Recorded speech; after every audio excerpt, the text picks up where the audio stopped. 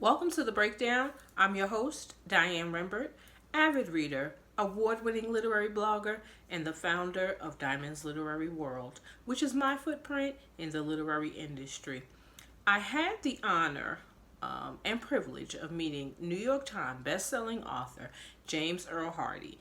If you're not familiar with him, his best-known series is B-Boy Blues. The book that I will be showing clips from that he read from is Men of the House. If you follow me, you know that I did a video to this probably about a month or so ago prior to Mr. Hardy coming on Diamond's World. So it's Men of the House, a B-Boy Blues novel.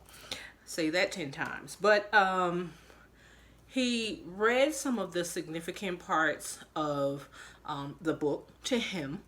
He explained why they were meaningful to him. And he also gave us some background on the B-Boy Blues series. He also informed us that he will be continuing the play. So I, for one, am looking forward to going to see this book in the play version. Now, on the screen, I want to just tell you guys that, and I believe he does give you the page numbers. So if you have the book, you can follow along with him. If not, please enjoy a few snippets of Men of the House, a B-Boy Blues novel by Mr. James Earl Hardy. Uh-oh, here it comes. How do your parents feel about you dating a minor? Earl's not minor in their eyes. There was light laughter. Aunt Flo lifted her wine glass, which is never empty, and saluted Max. I whispered gin one to her. Of course, Grandma didn't find it funny. Cute. You know that's not what I mean. My parents are very impressed with his maturity, his intelligence, his grace and charm, and that he's a gentleman and treats me like a lady. Opening doors and pulling out chairs for me, always walking on the curb side of the sidewalk. He probably learned those things from you. I'll definitely take some of that credit, Aunt Flo insisted. Me too, Mom added. Max gazed at me. They feel I'm very blessed to have a boyfriend like him. Grandma frowned. Blessed? They do know you can be arrested, right? Aunt Flo decided it was time to get her together. And why, pray say, would she be arrested? A 19-year-old can date, even have sex with a 15-year-old in New York State. Says who? Says the penal code. Look it up. Aunt Flo would know. She was a process administrator in the Midtown Corrections Office for 29 years. She retired 2 years ago. That can't be right. Because you don't want it to be right. Look, as a concerned grandmother, I have to say something. Having to say something and having something to say are not the same thing. Don't make me have to pull your slip. There might be another family secret there. When I was 12, I overheard them arguing with Mom about sending me to live with Uncle Mitch. You want him on a train or bus 5 days a week? Of course not.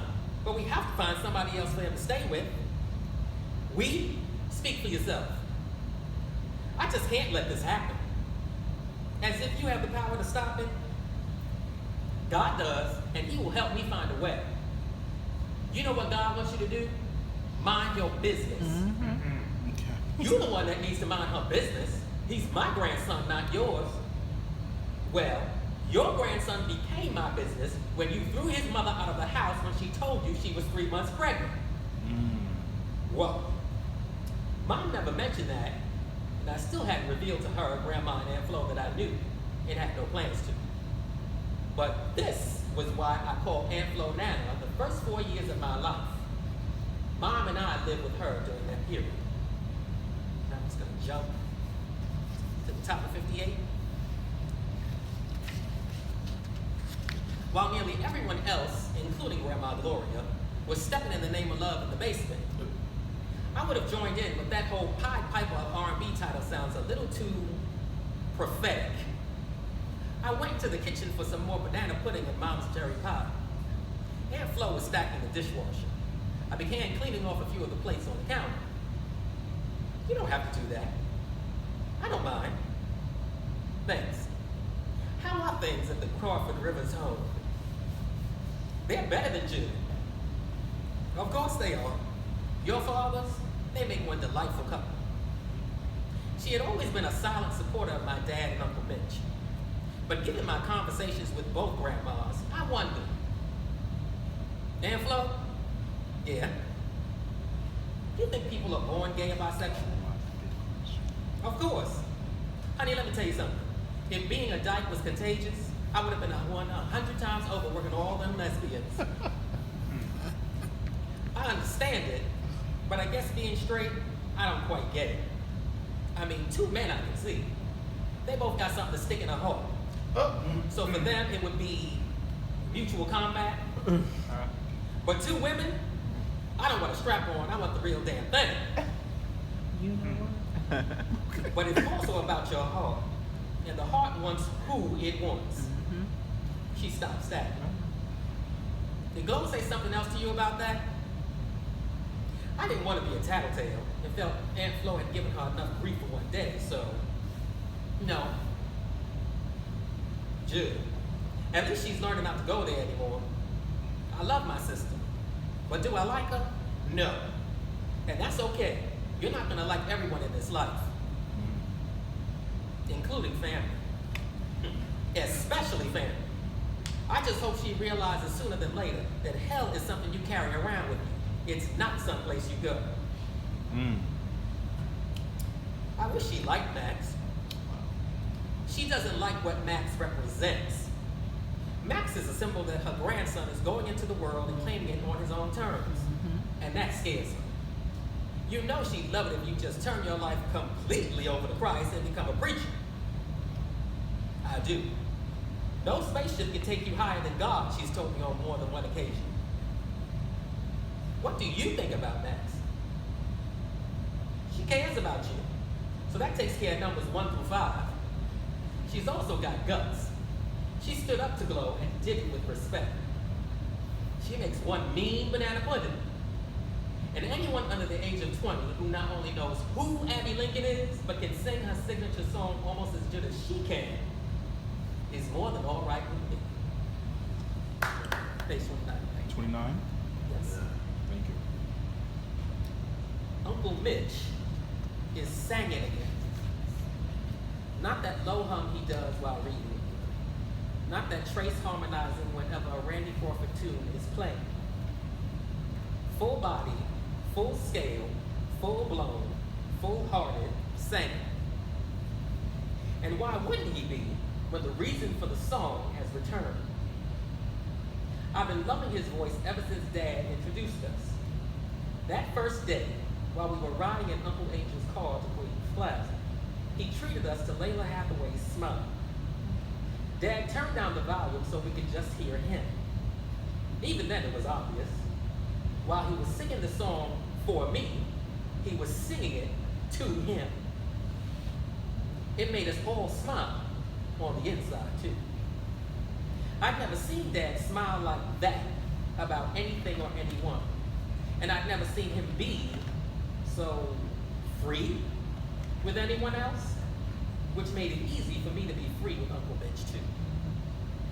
But when Dad left the picture, the music stopped. Literally.